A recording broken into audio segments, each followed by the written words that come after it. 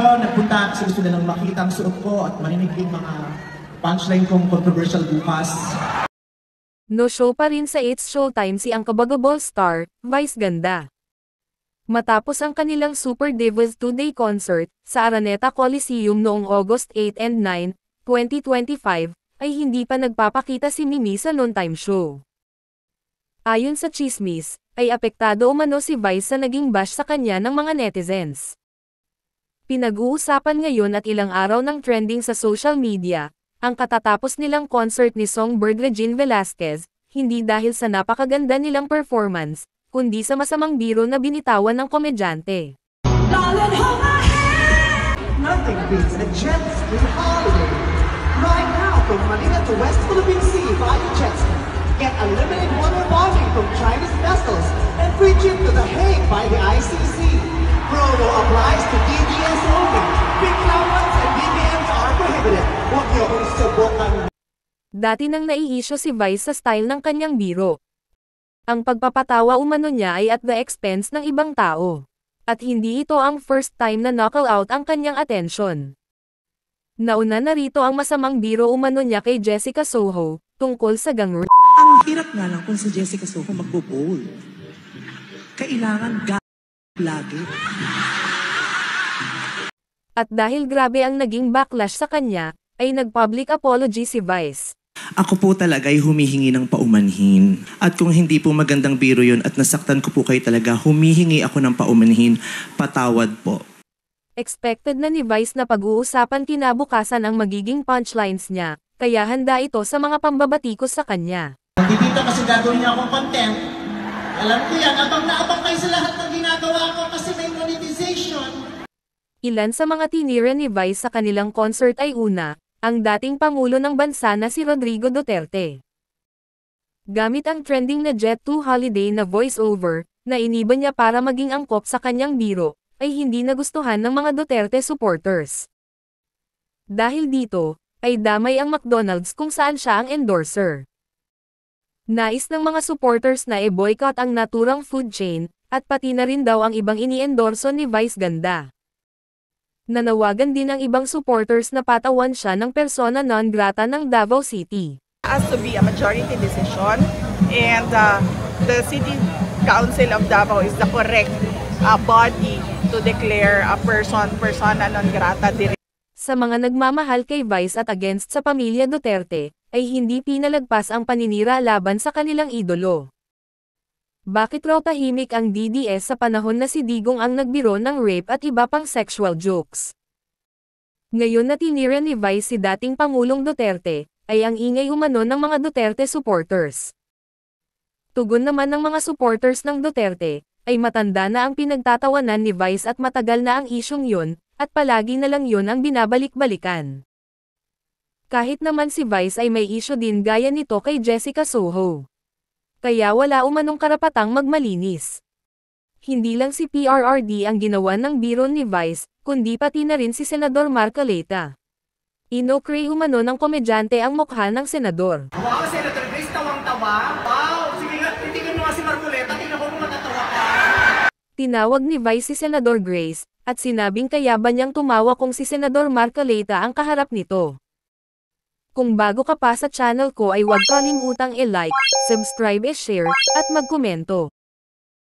Hindi rin nakaligtas ang #1 basher umano ni Vice Ganda, na si Christy Fermin. Binanggit rin ang batikang kolumnista sa show ni Vice. Anya, bakit umano nanood si MC at Lassie sa show niya, malalaman tuloy ni Christy na okay ang friendship nila, mawawalan umano ng content si Christy Fermin. Ba't kayo nandito magagalit si Christy Fermin? Magkakaaway tayo, sisirain niyo yung narrative. Mawawalan sila ng content.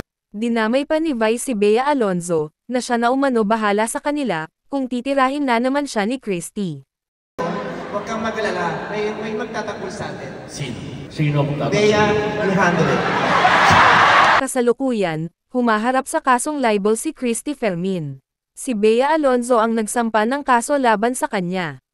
At matapos nito, ay pinagaya ni Vice kay MC ang kasalukuyang Pangulo ng Bansa, na si Pangulong Bongbong Marcos. Pinangiwi niya si MC habang nagsasalita. Pilipinas dapat ay buo. At pinagaya niya kay Lassie si dating Pangulong Digong. Hindi naman pinalampas ito ni Christie at binweltahan si Vice. Yan ay 2 araw yung content niyan. Teka, Vice, sa palibot mo lang ang mga ahas na tumutuklaw sa'yo. Hindi kami nag-iimbento ng kwento. Anya, huwag umano siyang idamay sa mga pakulo nito. Nais lang umano ni Vice na pag-usapan dahil palaos na siya, at hindi sold out ang kanyang tickets. Ang hindi nagustuhan ng iba, ay naging politikal si Vice sa kanyang mga biro. Depensa naman ng iba, ay nagugat lang naman ang lahat ng ito, dahil pinasara ni Duterte ang ABS-CBN. Spotted din si Senador Bam Aquino na napasayaw ni Vice.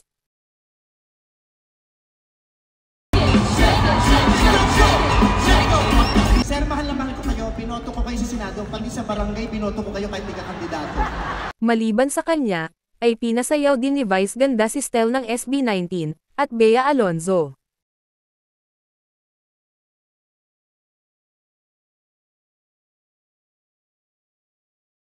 Spotted din si Vincent Co ng Per Eagle na kasama ni Bea na nanood sa Super Divas concert. Usap-usapan ay nag-secret wedding na ang dalawa, pero wala itong kumpirmasyon. Ang kinumpirma lang ni Bea ay may relasyon sila, Pure Gold Tycoon. Dahil sa biro ni Vice, ay pinamukha ng isang netizen sa komedyante, na pinaglalaroan ni Vice ganda ang dating Pangulo, at ang relasyon nito sa bansang China. Ngunit umaangkat naman ng mga materyales sa bansang China, para sa makeup line niyang Vice Cosmetics. Buwelta pa ni Christy Fermin, ay inaahas lang umano si Vice ng mga umaaligid sa kanya. Hinahamon niya si Lassie at lalo na si MC na magpapakatotoo umano ito. Sila raw ay mga uto-uto ni Vice ganda. At pinasinungalingan ni Christy na hindi nila ginagawa ng content si Vice dahil wala silang mapapag-usapan, kundi may mga nakarating sa kanila na mga balita mula sa legit sources. Nadamay patuloy umano si Regine Velasquez.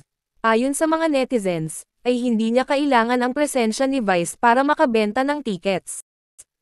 May talento siya, at binansagang songbird ng Asia dahil sa angking talento nito sa pagkanta. Dahil sa mga punchlines ni Vice, ay naging cheap umano ang naging concert nila. Dahil sa mga pagbatikos kay Vice, ay nawalan ito ng ilang followers sa Facebook. Mula 20 million, ay naging 19 million na lang ito. Nanganganib umanong makansela ang komedyante.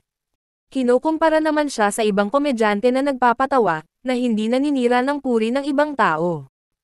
Wala pang komento sa kasalukuyan si Vice at Regine, tungkol sa mga naganap.